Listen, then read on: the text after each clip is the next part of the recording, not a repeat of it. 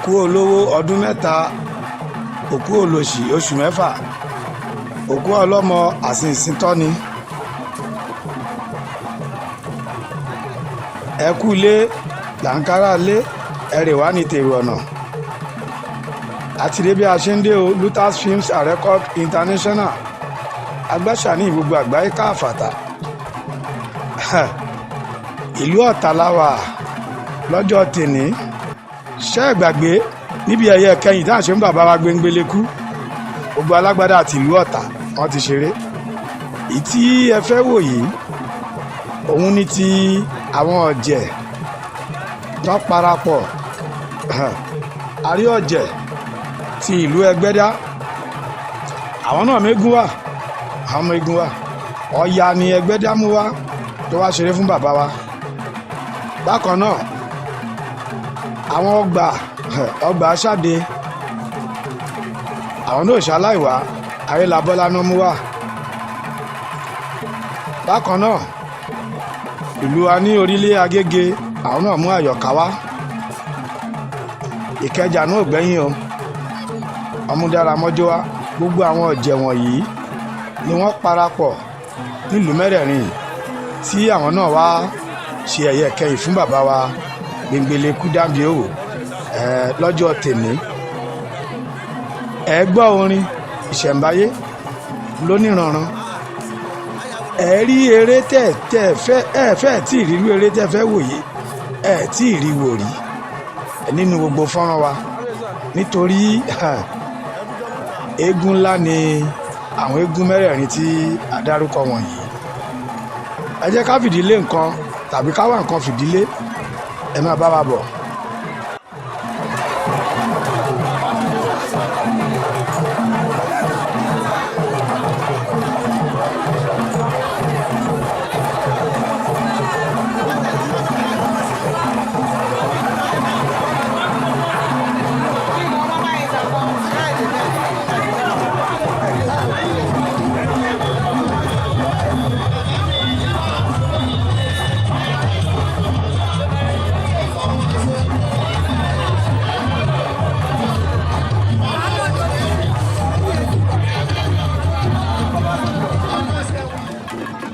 kábíyèsí ọba Olúkọ̀tún ti ìlú Ọ̀tún Ọ̀tà, ọba Akeem Kọ́láwọlé ọdún àrò, bàbá ẹkú kalẹ̀ ń bẹ̀ o. bákan náà Láìlúà bàbá wa Wàdúdú Àjàní Dẹ̀ǹdé, olórúba ti ìlú Orúba Ọ̀tà, ẹkú kalẹ̀ ń bẹ̀. bákan náà Olúwo Ìtòkì, mo kí ẹkú àfìdíbalẹ̀ ń bẹ̀ o. olóyè Kazeem Olówó Péjò, ẹkú kalẹ̀ ń bẹ̀.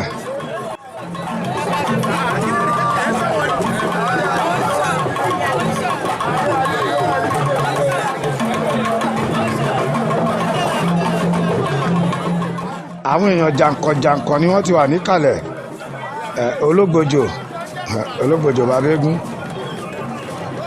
Chief Jídé Ojúko, ẹkú kalẹ̀ ńbẹ̀, my former commissioner.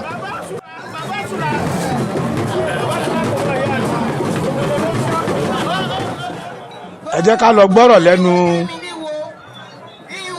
ọ̀tún ìyá àgbọn ti ìlú Ọgbà. ó yá o.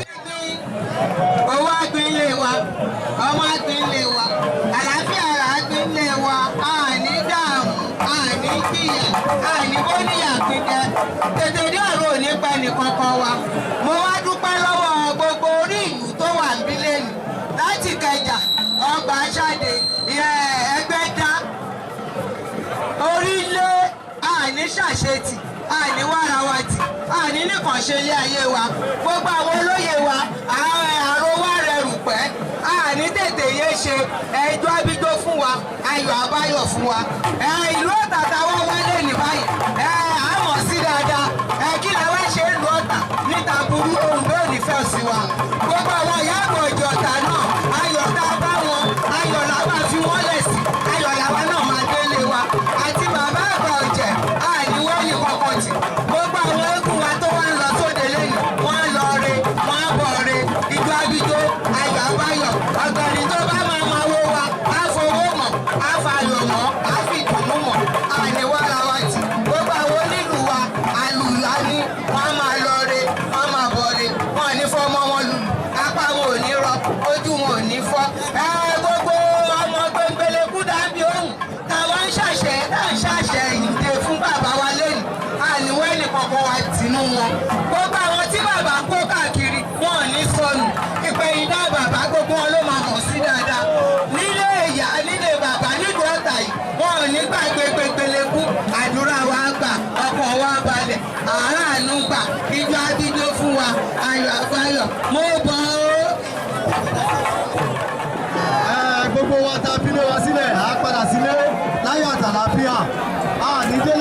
boko ọmọ lágbára arúgbó lágbára arúgbó bàbá wa àbúrò bàbá wa náà àbúrò bàbá Gbengbeleku tá a máa ṣe ìrántí bàbá wa lẹ́nu a máa rí yín bá o wọ ẹbí náà ò ní bàjẹ́ a máa tọrọ fún yín o ìlú Ọ̀tà ò ní bàjẹ́ ìlú Ìkẹjà ò ní bàjẹ́ ìlú Ẹgbẹ́dá ò ní bàjẹ́ ìlú Orile Agege kò ní bàjẹ́ a máa lọre a máa bọ̀re a ní ráburú a padà sílé wa láyàtà láfíà a ní délé ká boko ọmọ lágbára Ọlọ́run lágbára àwọn tó láyé lílọ wa a máa lọre a máa bọ̀re ni o a ní tùsọ́fì ayé o kábíyèsí ọ̀dẹ̀.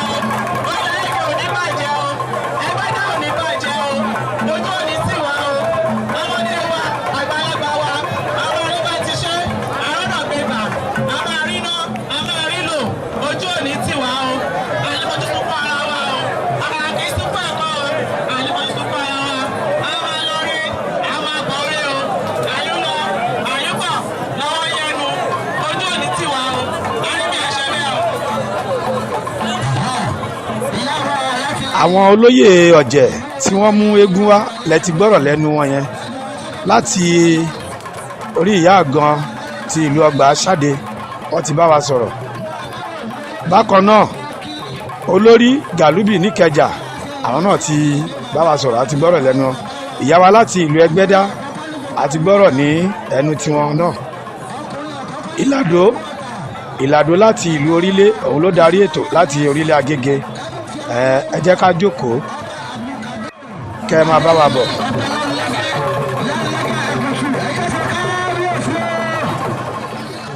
àwọn èèyàn jàǹkànjàǹkàn wọ́n ti wà ní ìkàlẹ̀. akí bàbá wa àbúrò bàbá wa Gbengbeleku ẹ kú àṣẹyìndì ẹ kú kalẹ̀ ńbẹ̀.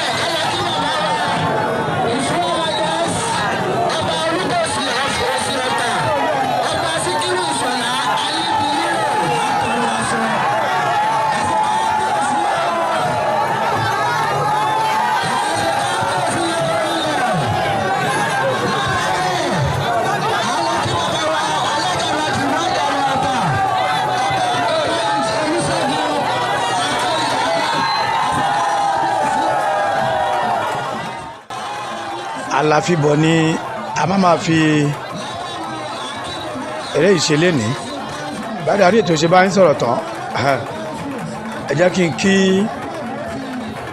olóyè Jímọ̀ Ọlọ́ládé baálẹ̀ ti Ewédá Ìró ní Orile Agege lọ́hùn. bákan náà mo kí ọlọ́kàndà ní Orile Agege baálẹ̀ Akin Ògún ẹ̀kú kalẹ̀ ńbẹ̀ atọ́kùn ti ìlú Orílé ẹ̀kú àfìdíbalẹ̀ ńbẹ̀ o. àwọn oníbàtà ni wọ́n ti wà ní iwájú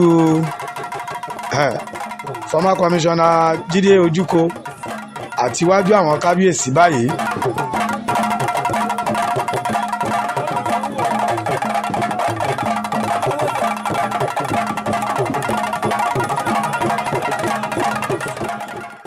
bàbá wa aláyélúwà ọba akeem kọ́láwọlé ọdún àrò olùkọ̀tún ti ìlú ọ̀tún ọ̀tà àwọn ni wọ́n dìde tí wọ́n ń jó bàtà báyìí bàbá náà ń ṣẹ̀yẹ kẹyìn fún Danbiowu ni ẹni tó gì í tẹ̀ ló ń yá Gbengbeleku tó bẹ́ẹ̀ ó jù bẹ́ẹ̀ lọ.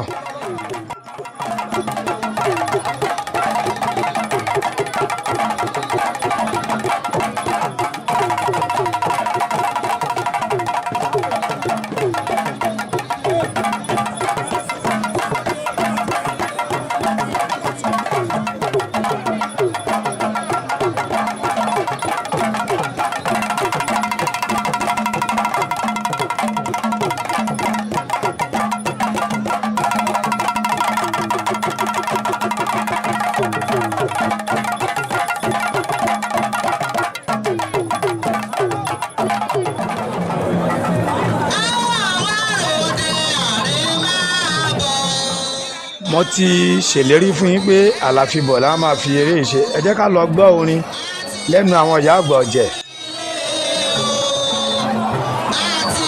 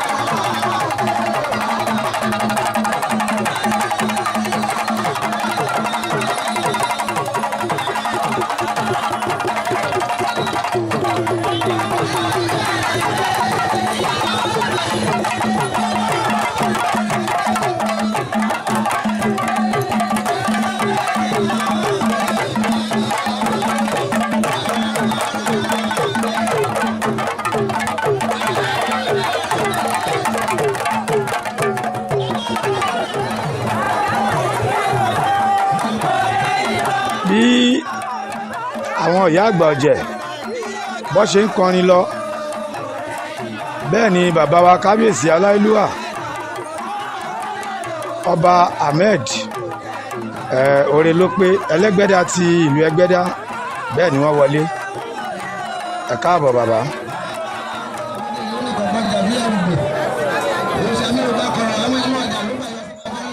Ọlọ́pàá ti ìlú Ọ̀tà àwọn ni wọ́n dé báyìí àti gbogbo àwọn olóyè ọ̀jẹ̀ ti ìlú Ọ̀tà gbogbo wọn ti wà ní ìkàlẹ̀.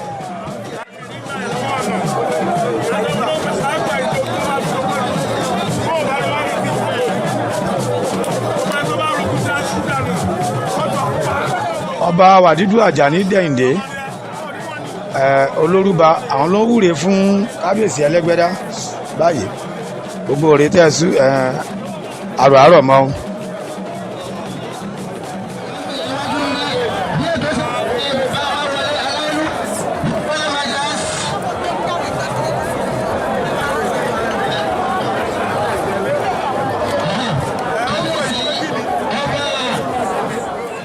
Kábíyèsí Ẹlẹ́gbẹ́dá àwọn ni wọ́n kí àwọn èèyàn ní ìkàlẹ̀ yìí.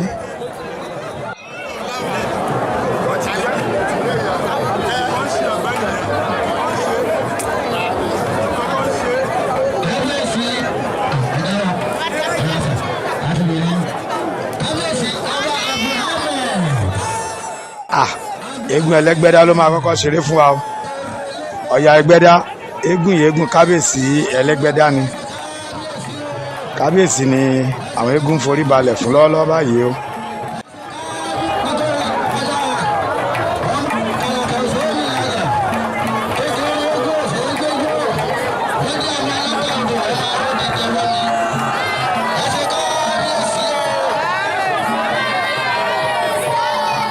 Gbogbo àwọn ìyá àgbọ̀jẹ̀ tó wà ní ìkàlẹ̀ ní kábíyèsí Ẹlẹ́gbẹ́dá ni wọ́n fún lówó báyìí látòrí àwọn olóyè ọ̀jẹ̀ ti ìlú Ẹgbẹ́dá àti gbogbo ìlú tó wà ń bẹ̀ pátápátá.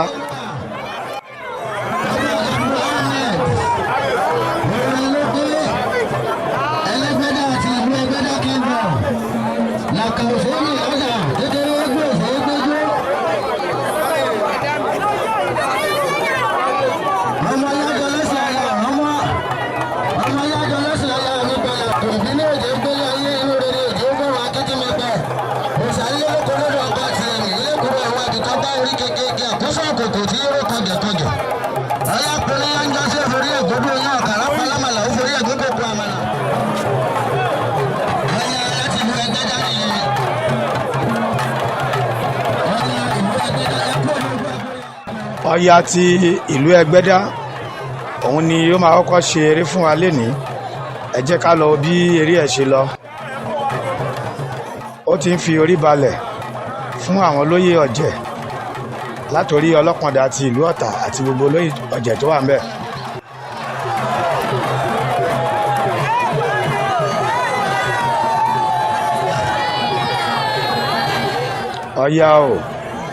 Ọya ọ̀kàrà ní Ìlọ̀jẹ̀ Ọya pé oníyán ó forí ẹ̀ gbá igbá yán. Ọya palámàlà ó fẹnu ẹ̀gún kòkò àmàlà. Ọya rínú tani òṣòro fún nímàlẹ́.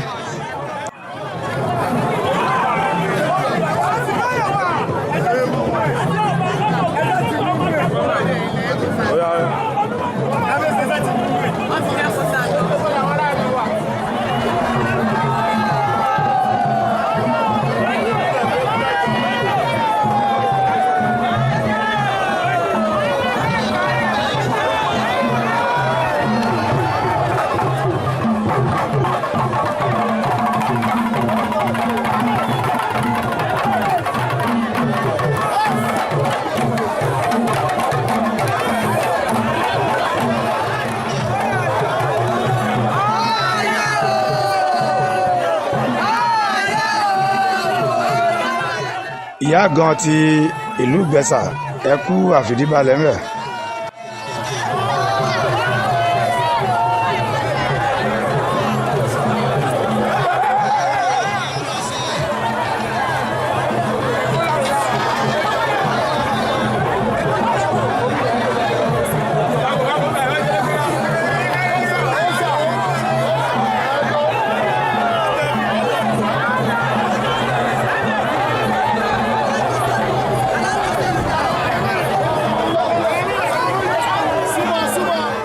Ọ̀yà ló ti bẹ̀rẹ̀ sí ní yíṣọ báyìí o.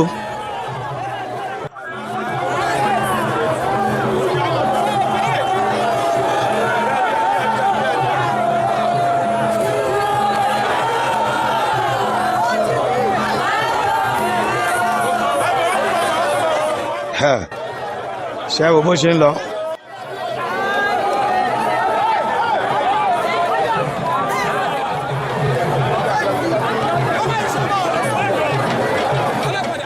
Ológbòjò ti ìlú Ẹgbẹ́dá ọ̀nà náà fún Ọya báyìí lẹ́yìn tí Ọya dolú tó ṣeré tán.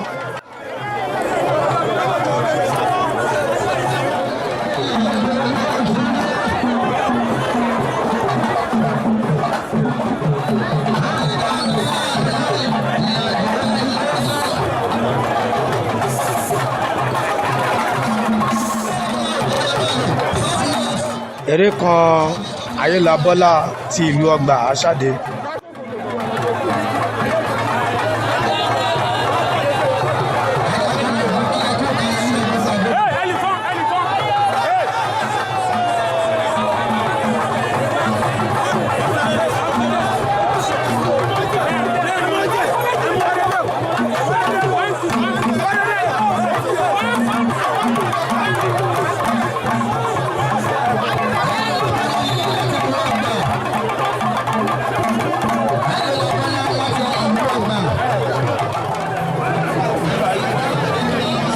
Ayélabọ́lá ló ń kí gbogbo àwọn ìyá àgbà ọ̀jẹ̀ níkàlẹ̀ báyìí.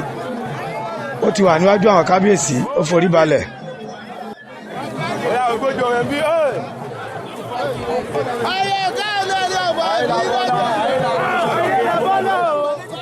Ó forí balẹ̀ fún Ológbòjò àti gbogbo àwọn olóyè ọ̀jẹ̀ tó wà ń kalẹ̀. Lẹ́yìn náà ó mú jó.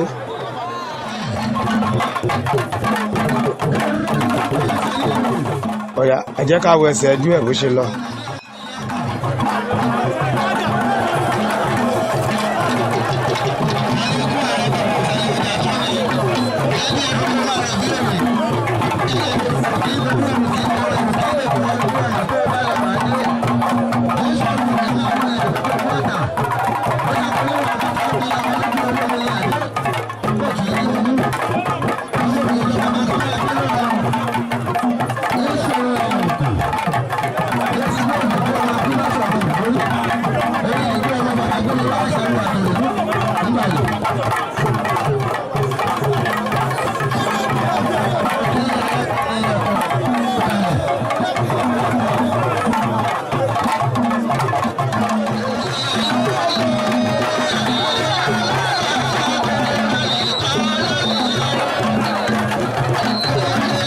Wọ́n ti gba ìyà àti pagbo lọ́wọ́ Ayélabọ́lá báyìí. Aṣọ yíyí fẹ́ bẹ̀rẹ̀ nìyẹn.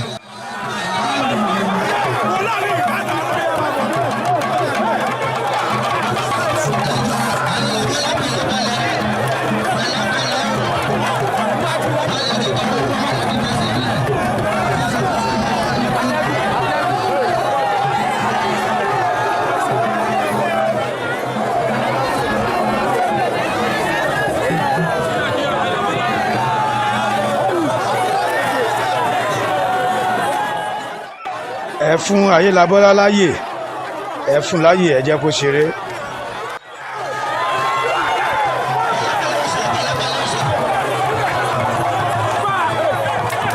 Ṣé ẹ wo bó ṣe ń lọ. Ayélabọ́lá ìta gbangba ló wà, ìta gbangba ló wà, láì wọṣọ̀kọ̀, láì sọ́dọ̀ àtẹ́, ìta gbangba ló wà. Ẹ fẹ́ gún ìláyè kẹ́.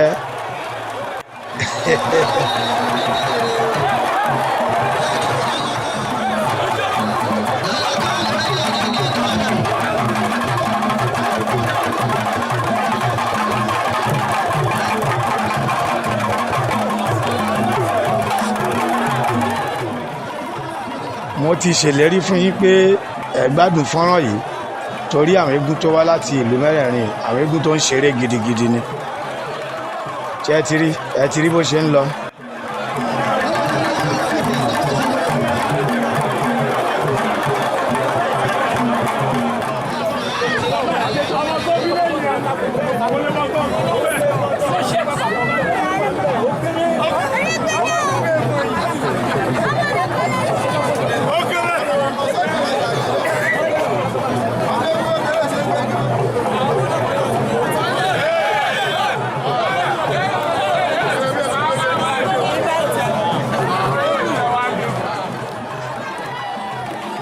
kan àyọ̀ká àbílẹ̀ láti Orile Agege.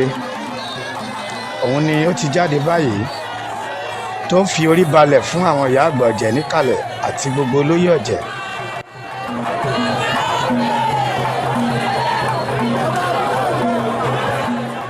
Ó ti dé iwájú bàbá wa lọ́pọ̀dà ti ìlú Ọ̀tà.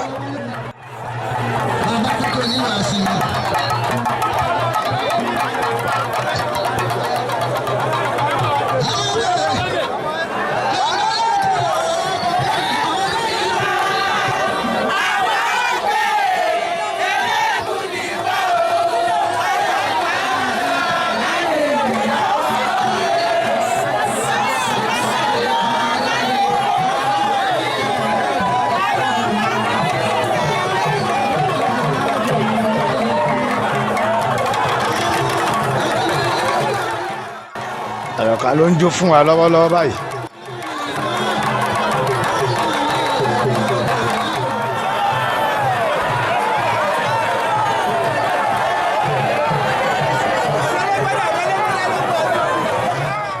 Ẹ̀wọ̀n eégún kékeré yìí ó lọ gbé oníbàtà dìde pé oníbàtà lórílẹ̀ ni máa bọ̀ wàá lu bàtà fún mo fẹ́ jó.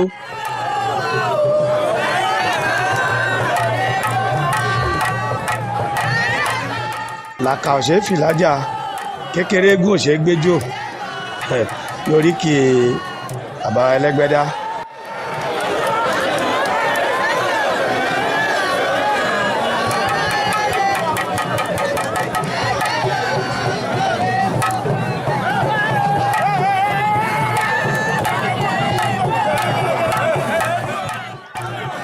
Ṣé ẹ̀ wo ẹsẹ̀ jó?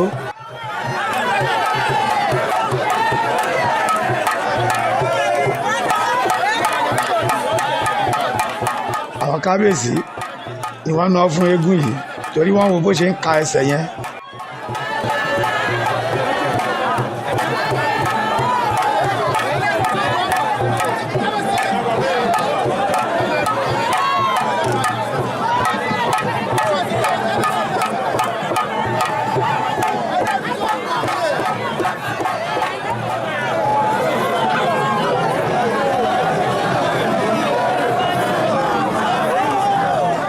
Àyọ̀ká àbílẹ̀ ti dé iwájú àwọn kábíyèsí báyìí ó ń forí balẹ̀ fún wọn.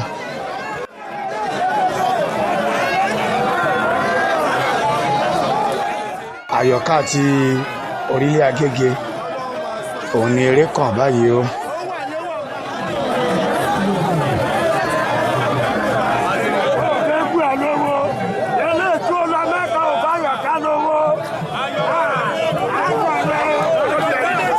Ológbòjò ni ó fún Àyọ̀ká lówó báyìí.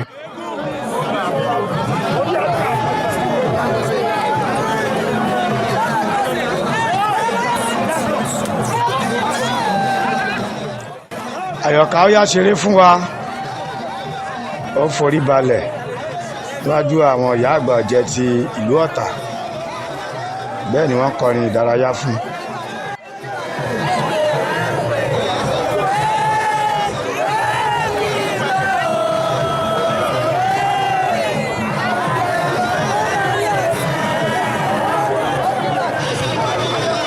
Bákan náà ó dọ́dọ̀ àwọn ọ̀dọ́ ọ̀jẹ̀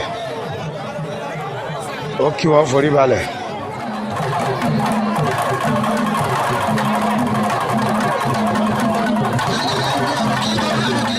Ìjó ti yá báyìí.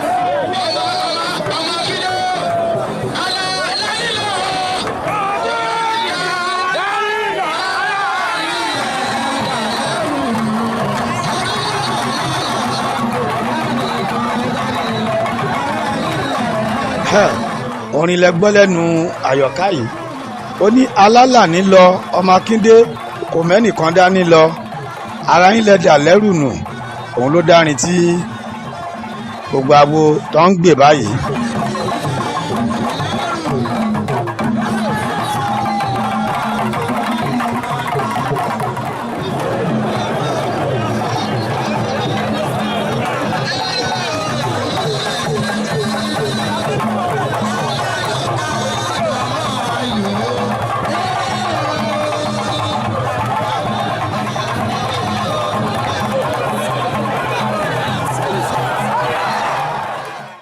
aṣọ yíyí ti bẹ̀rẹ̀ báyìí.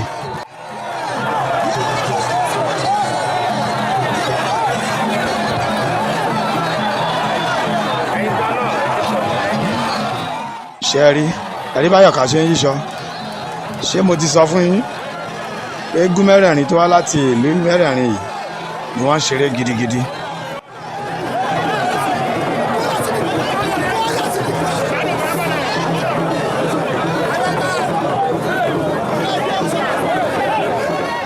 àyọ̀ká bọ́ gbangba kúrò níkọ̀rọ̀ bọ́ gbangba kúrò níkọ̀rọ̀.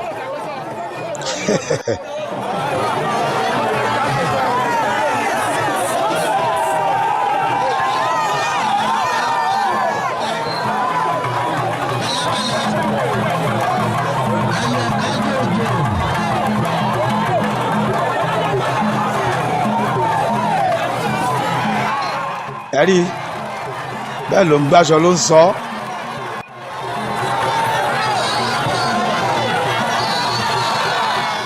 bẹ́ẹ̀ ló ń sọ ó bá sójú ayé sẹ́sọ̀.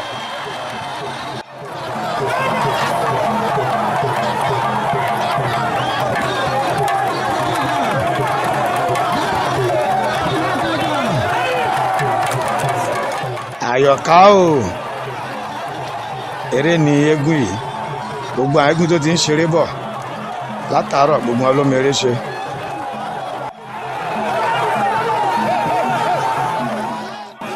ibi ẹ̀yẹ kẹyìn tí àwọn eégún mẹ́rin tó wá láti Èkó tó ṣe fún bàbá Gbengbeleku ní Akíndé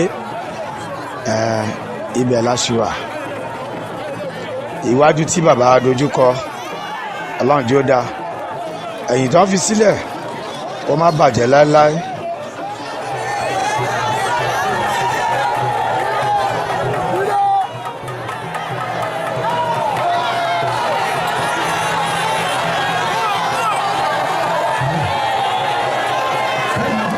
lẹ́yìn tí àrùntà ṣeré lónìí ọ̀nà ó ti lọ báyìí.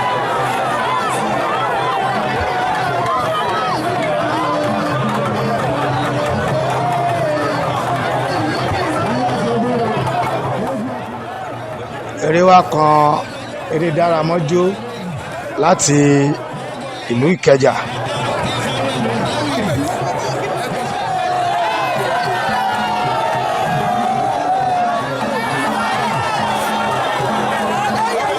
dáramọ́jó ló ń bọ̀ yìí o.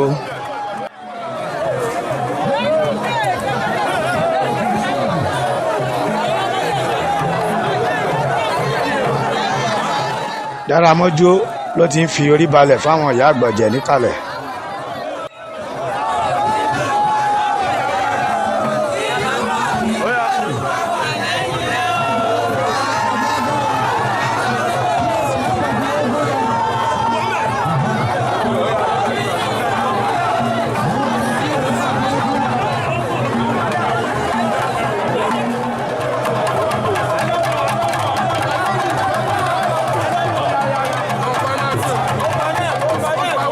dáramọ́jó ó ti wà níwájú àwọn oníbàtà báyìí ló ti ń forí balẹ̀.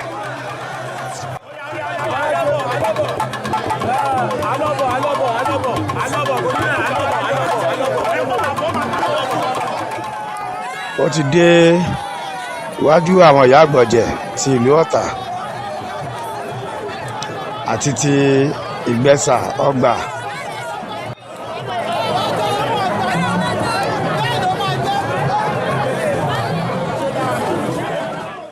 Dáramọ́jó wà níwájú àwọn kábíyèsí ó ti forí balẹ̀ tó ń kí wọn báyìí.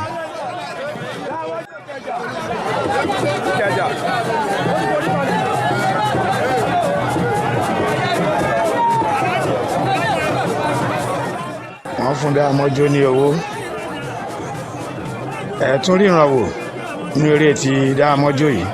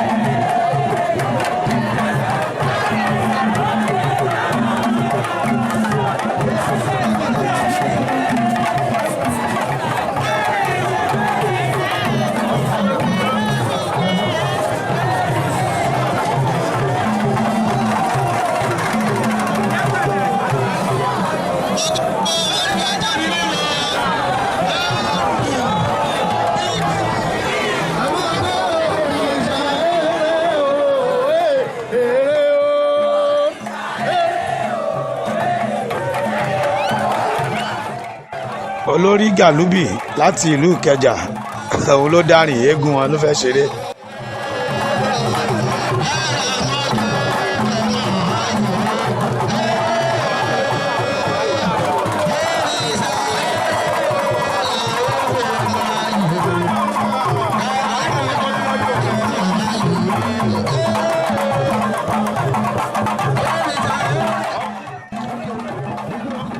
Dáramọ́jó ti mú jó báyìí ẹjá wo ẹsẹ̀ ẹjú ẹ̀ bó ṣe lọ.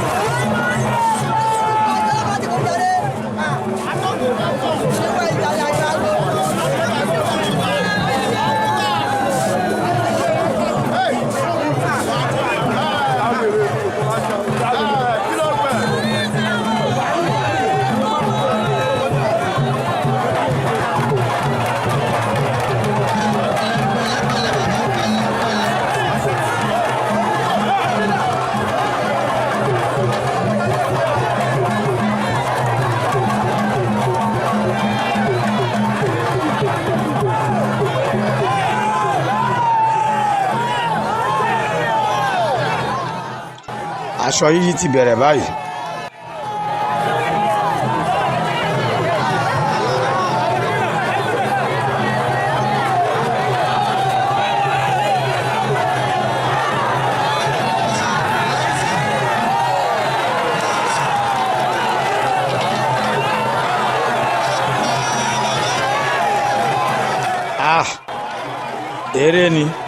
Eré ni ẹ Dáramọ́jó. Àwọn bí Dáramọ́jó ṣe ń gbé aṣọ yẹn.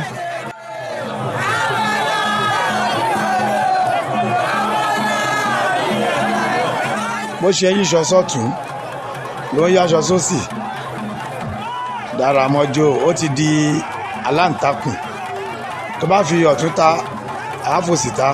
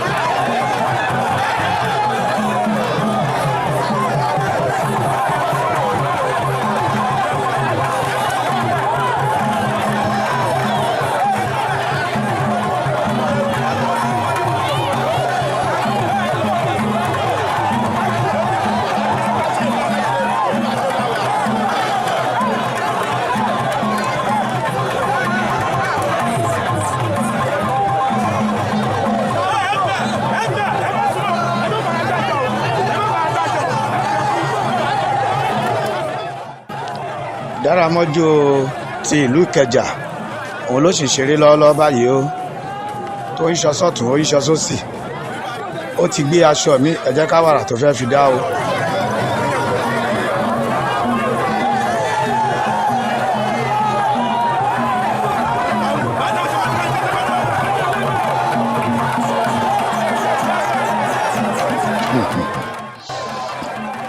Dáramọ́jú ẹ wo bó ṣe yí aṣọ yẹn, ẹ bó ṣe ṣe aṣọ yẹn.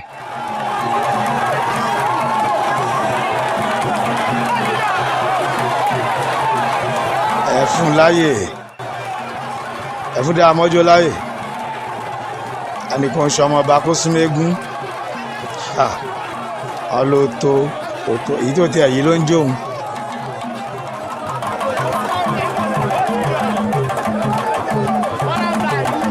A kí gbogbo ọlọ́jẹ̀ tí wọ́n bá wa ṣe ẹ̀yẹ kẹyìn fún bàbá wa Gbengbeleku Alani Akinde, gbogbo yín la kí o, àti ọ̀jẹ̀ láti Ẹgbẹ́dá ni, ọ̀jẹ̀ láti Ọgbà, láti Orile Agege Ikeja, gbogbo yín la kí. Gbogbo àwọn fọ́nrán wọ̀nyí gbogbo ẹ̀ pátá ló ti wà lórí YouTube channel wa Lutas TVC. Ẹ máa bá wa subscribe sórí ẹ̀, kẹ́ máa share ẹ máa like ẹ̀. Àpò tí ẹ̀ ń tọwọ́ bọ̀ jẹ́ ti mú owó, àpò náà ní gbẹ o.